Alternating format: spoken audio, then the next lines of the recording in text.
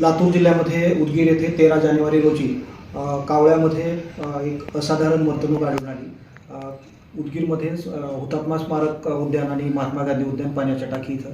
त्यानंतर पशुसंवर्धन विभागाने त्याची तात्काळ दखल घेऊन लगेच सॅम्पल्स हे रोग अन्वेषण प्रयोगशाळा पुणे आणि निषाद हाय सिक्युरिटी लॅब भोपाळ यांना पाठवले. 18 तारखेला त्या सॅम्पलमध्ये कावळ्यांचा मृत्यू हा बर्ड फ्लू एव्हियन इन्फ्लुएन्झामुळे झाल्याचे निदर्शनास आल्यानंतर आपल्या जिल्ह्याच्या जिल्हाधिकारी माननीय वर्षा ठाकूर घुगे मॅडम यांनी ताबडतोब नोटिफिकेशन जारी केलं आणि त्या अंतर्गत जो भाग बाधित होता म्हणजे उद्यानाचा भाग तिथे नगर परिषदने ताबडतोब त्याला सील करून त्या ठिकाणी तो इन्फेक्शियस झोन म्हणून डिक्लेअर केला आणि 10 किलोमीटरच्या रेडियसमध्ये जे काही पक्षी म्हणजे पोल्ट्री फार्म्स आहेत यांचे सॅम्पल्स हे पुण्याला पाठवण्यात आले.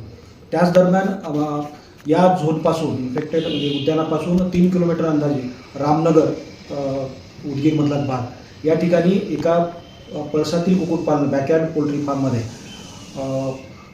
साधारण 14 पक्षी मृत झाल्याचे आढळून आले आणि आम्ही त्याची दखल घेऊन ताबडतोब ते पुणे आणि भोपाळला सॅम्पल्स पाठवले.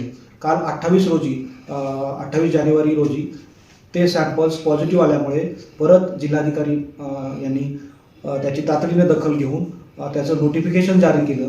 यावेळी मात्र कावळ्यांमध्ये न होता कुक्कुट पक्ष्यांमध्ये झाल्यामुळं हे संक्रमण त्याची आम्हाला तातडीनं दखल घ्यावी लागली आणि इन्फेक्टेड झोन जो एपिसेंटर ज्या ठिकाणी हा रामनगरमध्ये छोटासा घरगुती पोल्ट्री त्यांनी सांभाळले होते त्या ठिकाणचे पक्षी आम्ही रात्री नोटिफिकेशन जारी झाल्यानंतर सर्व विभाग जिल्ह्यातील म्हणजे महसूल, पशुसंवर्धन, त्याचबरोबर वन विभाग, नगर परिषद, गट विकास अधिकारी हे त्या ठिकाणी थांबून आम्ही रात्री पूर्ण आणि पशुसंवर्धन विभागाची टीम यांच्या शीघ्र प्रकृती दल अगोदरच आम्ही स्थापन केलेले आहेत.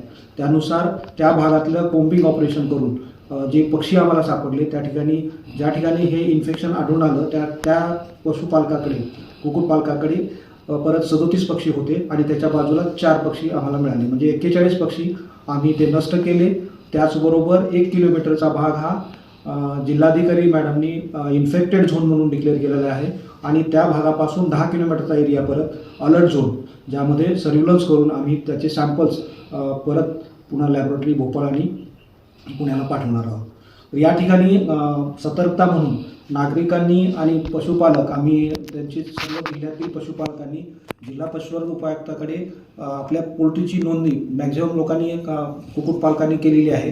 परंतु जे काही कुक्कुटपालक आहेत परसातील कुक्कुटपालन असेल किंवा कमर्शियल कुक्कुटपालक असतील त्यांनी ताबडतोब नोंदणी करून घ्यायचे आणि जिथे कुठे असाधारण वर्तणूक पक्ष्यांमध्ये आढळली तर त्वरित पशुसंवर्धन विभागाशी किंवा 1962 हा टोल फ्री नंबर आहे त्या टोल फ्री नंबरवरती संपर्क साधायचा आहे किंवा नजीकच्या पशुवैद्यकीय दवाखान्याशी संपर्क साधून ताबडतोब असाधारण वर्तणुकीबाबत सांगायचे. या रोगाबाबत कुठलीही भीती नागरिकांनी बाळगू नये किंवा अफवावर विश्वास ठेवू नये कारण जे चिकन आणि अंडी ज्या ठिकाणी इन्फेक्शन झालेलं आहे त्या ठिकाणचे जे पक्षी आहेत ते नष्ट करण्यात आलेले आहेत. त्यांची शास्त्रोक्त पद्धतीने विल्हेवाट लावलेली आहे. त्या ठिकाणी परत 21 दिवसासाठी तो झोन नागरिकांसाठी आणि पक्ष्यांच्या विक्री किंवा खरेदीसाठी किंवा पक्षी पालनासाठी 1 किलोमीटरच्या रेडियसमध्ये पूर्ण बंदी करण्यात आलेली आहे. त्यामुळे आपण ज्या ठिकाणी जिल्ह्यातील बाकीच्या भागामध्ये जर आपण शिजवून चिकन किंवा उकडून अंडी खाल्ली तर 70 डिग्री सेल्सिअसच्या पुढे कुठलाही व्हायरस जिवंत राहत नाही. त्याच्यामुळं नागरिकांनी ह्या रोगाबद्दल किंवा चिकन आणि अंडी खाण्याबद्दल कुठलाही संशय मनात बाळगू नये.